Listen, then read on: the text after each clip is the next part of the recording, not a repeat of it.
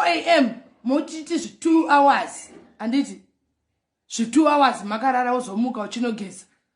Kuti kungoita 1 round. Unofunga kuti isusu vakadzi vakaita sesu tingaite zvema 1 round. Kuti ange relay. Augoni kutora nguva first round tinozviziva kuti rinonetsa munotanda mutane futi kudi kuita kwacho. Ani mazvona. But chimukoka pakati peusiku urove zvinhu. Vakazoti saka vachizohura amusi kurova vanhu zvinhu imimi muri kuzviparadzira dzimba dzenyu. Pakati peusiku muka uchaye zvinhu.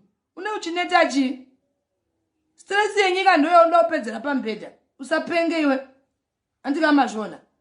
Pakati womuka kwakuedza ndipo mune glorious yangu. Andiwazvona.